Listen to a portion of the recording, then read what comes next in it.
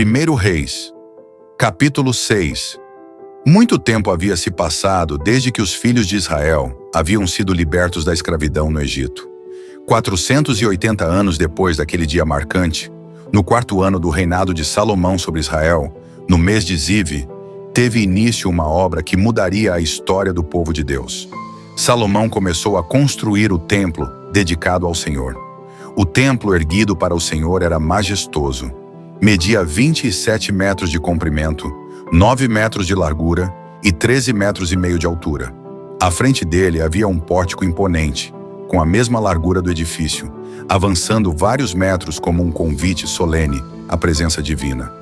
Janelas com treliças fixas foram colocadas, permitindo que a luz entrasse de forma suave e reverente.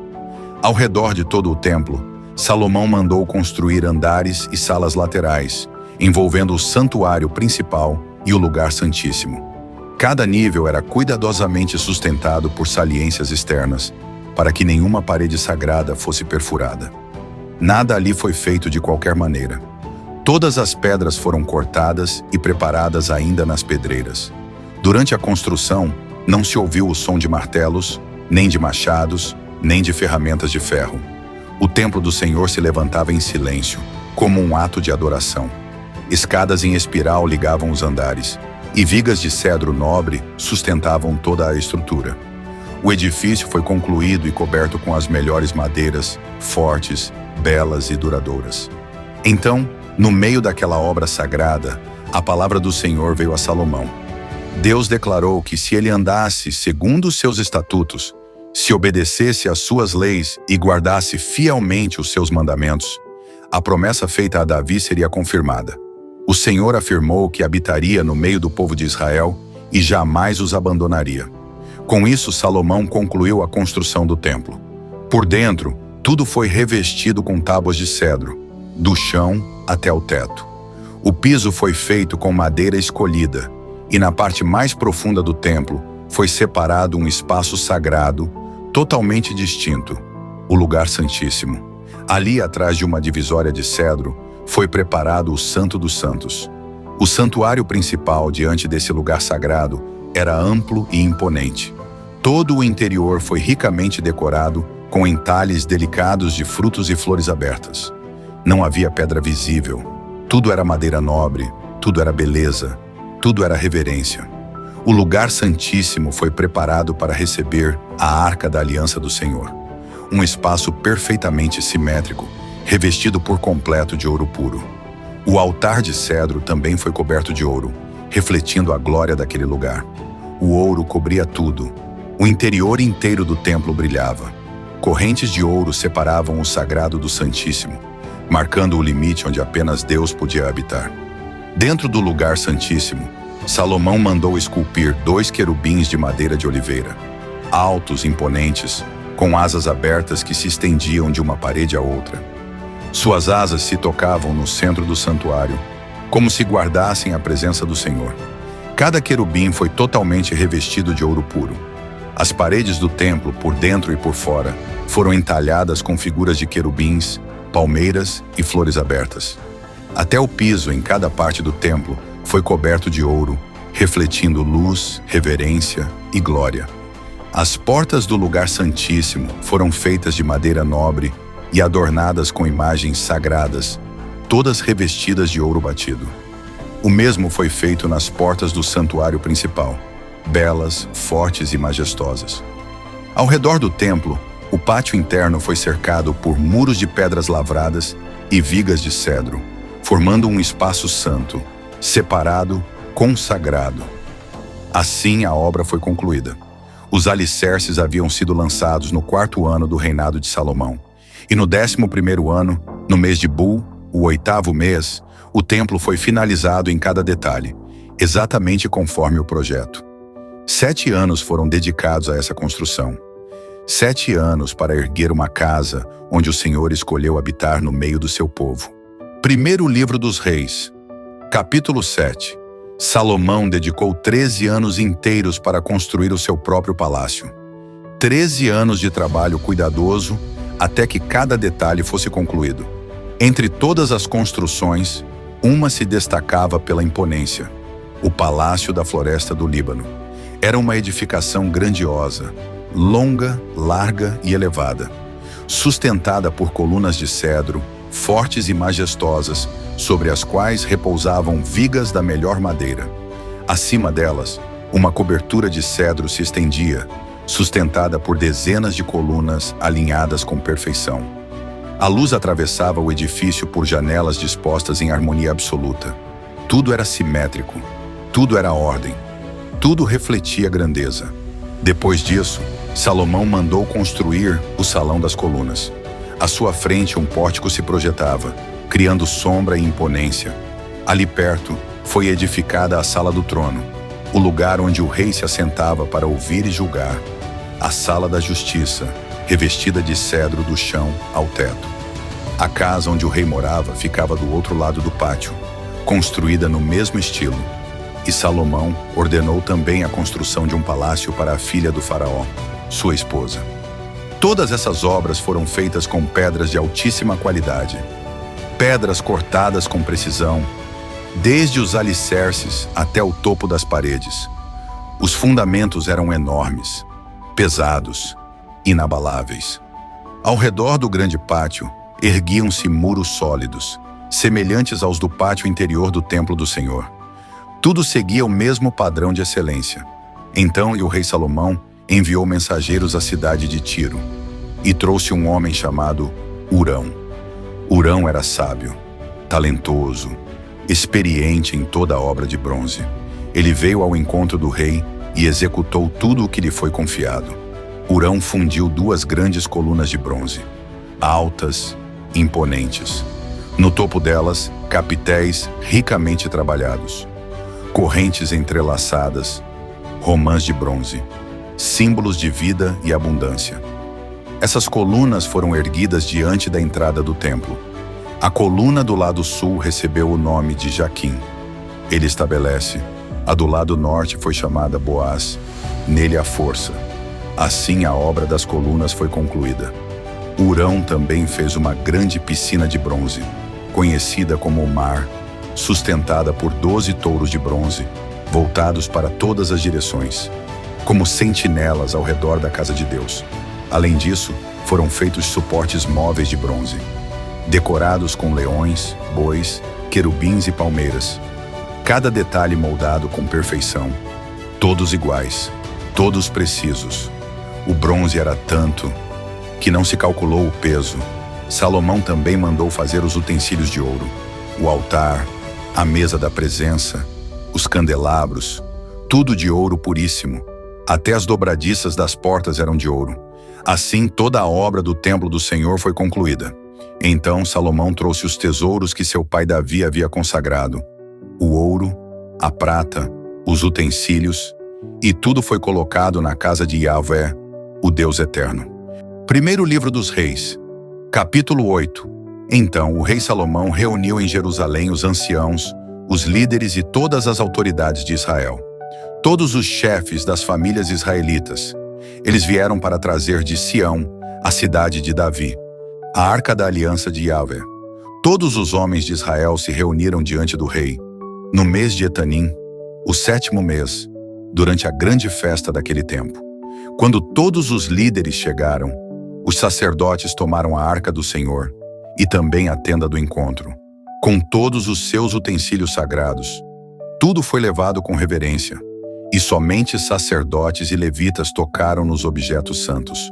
O rei Salomão e toda a comunidade de Israel estavam diante da arca, e sacrificaram tantos bois e tantas ovelhas, que não era possível contar.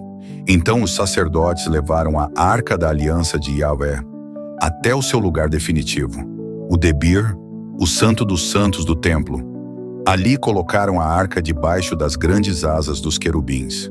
As asas estavam abertas, estendidas sobre o lugar santíssimo, cobrindo a arca e protegendo as varas usadas para o seu transporte. Essas varas eram tão longas que suas extremidades podiam ser vistas do santuário, mas não de fora. Dentro da arca, nada havia, além das 2 tábuas de pedra, as tábuas que Moisés havia colocado ali, no Monte Horebe, no dia em que Yahvé fez aliança com Israel, depois de libertá-los do Egito. E quando os sacerdotes saíram do Santo dos Santos, uma nuvem desceu. A nuvem encheu o templo de Yahvé. A glória do Senhor tomou todo o lugar. Os sacerdotes não conseguiam permanecer ali. Não conseguiam continuar o serviço, pois a glória de Yahvé havia enchido completamente o templo. Então Salomão declarou: Yahvé disse que habitaria em uma nuvem escura, mas eu construí para ti uma casa magnífica, uma morada eterna, um lugar para habitares para sempre. Depois disso, o rei se voltou para todo o povo e abençoou a assembleia, e todo o Israel estava de pé. Então Salomão disse: Bendito seja Yahvé, o Deus de Israel, que cumpriu com suas mãos aquilo que prometeu com sua boca a meu pai Davi. Ele disse que não escolheria uma cidade, mas escolheu Davi para governar o seu povo Israel. Meu pai desejou construir uma casa para o nome do Senhor, e Deus lhe disse que esse desejo era bom. Mas não seria ele quem construiria o templo, seria o seu filho, gerado de suas entranhas. E hoje, Yahvé cumpriu a sua palavra. Eu me assentei no trono de Davi e construí a casa para o nome do Senhor, e preparei um lugar para a Arca da Aliança, o sinal da promessa que Deus fez com nossos pais, quando os tirou do Egito. Então Salomão se ajoelhou diante do altar do Senhor, na presença de toda a assembleia, ergueu as mãos para o céu e orou: Yahvé, Deus de Israel, não há Deus como tu, nem nos céus, nem na terra. Tu guardas a aliança e o amor com aqueles que andam diante de ti de todo o coração. Cumpriste a promessa feita a Davi, meu pai, e hoje ela se tornou realidade. Agora, Senhor, mantém para sempre a promessa que fizeste. Se os seus filhos andarem nos teus caminhos, mas será possível que Deus habite entre os homens, na terra, os céus, mesmo os mais altos céus, não podem te conter. Quanto menos esta casa que construí, ainda assim, ouve a oração do teu servo, inclina os teus ouvidos, atenta para o clamor que faço diante de ti hoje. Que teus olhos estejam abertos dia e noite sobre este templo, sobre este lugar onde disseste que o teu nome estaria. Ouve do céu, perdoa, quando alguém pecar, quando o povo cair, quando vier derrota, seca, fome, peste, dor, cativeiro, se eles se voltarem para este lugar, se orarem, se arrependerem, ouve do céu, perdoa e restaura. Ouve também o estrangeiro, aquele que não é de Israel, mas que vier por causa do teu nome, para que todos os povos da terra saibam que só tu és Deus.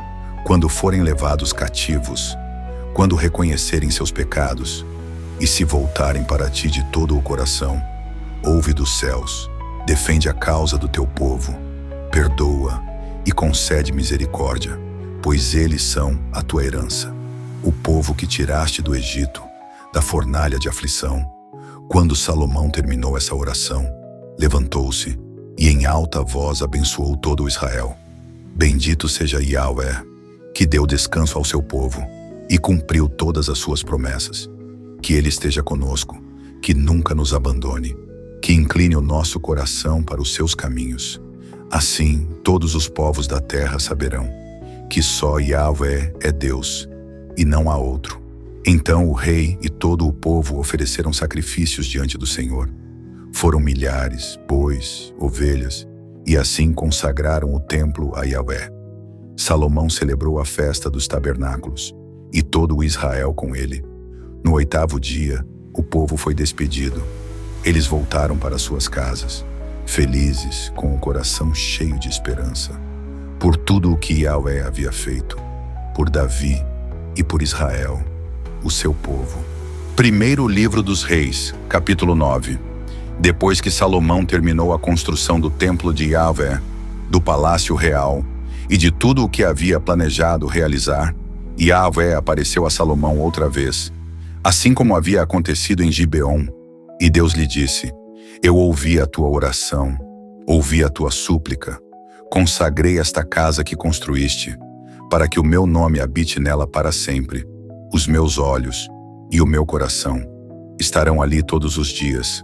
Quanto a ti, se andares diante de mim como andou teu pai Davi, com integridade, com sinceridade de coração, obedecendo às minhas ordens, guardando os meus mandamentos, então firmarei para sempre o teu trono sobre Israel.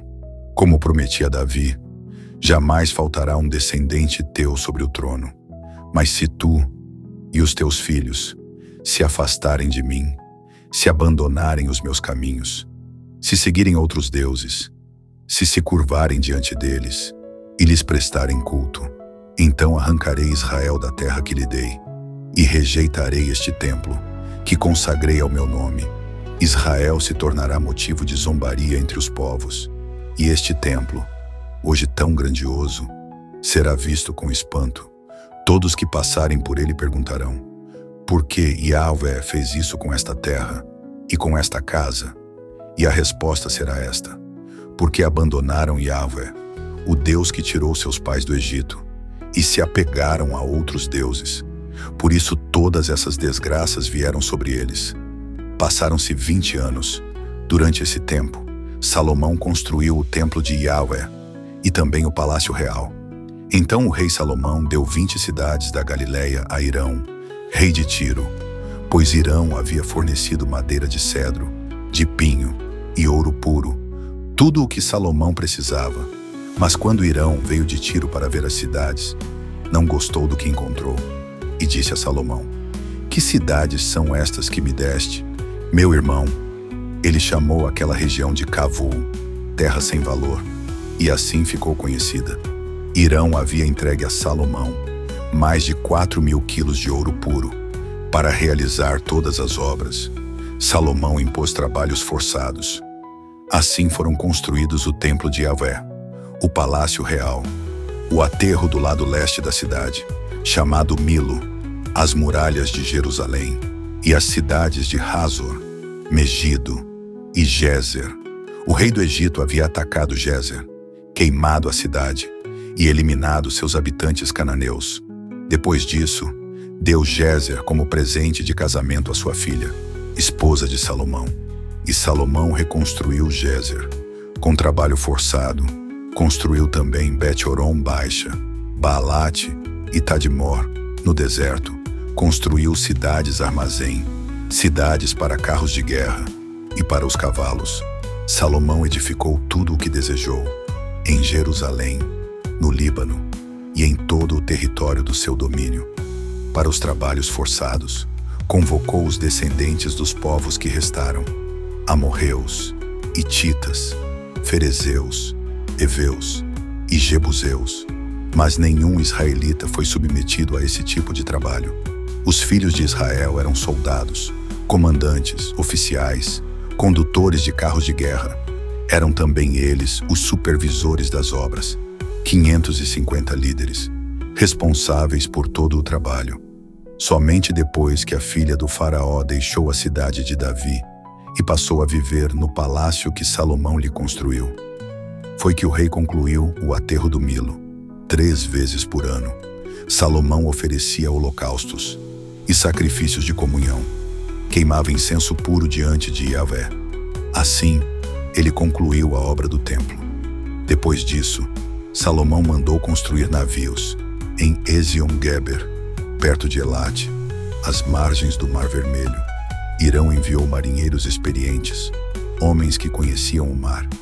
Eles navegaram até Ofir e de lá trouxeram ouro, muito ouro, quase 15.000 quilos, e colocaram tudo diante do rei Salomão. Primeiro livro dos Reis, capítulo 10. A rainha de Sabá ouviu falar da fama de Salomão, uma fama ligada ao nome do Senhor. Então ela partiu para Jerusalém, decidida a provar aquela sabedoria, com perguntas difíceis, profundas. Chegou acompanhada de uma enorme caravana, camelos carregados de especiarias, grande quantidade de ouro e pedras preciosas. Colocou diante de Salomão tudo o que havia preparado em seu coração. E Salomão respondeu, com calma, com clareza. Nenhuma pergunta foi difícil demais. Nada ficou sem resposta.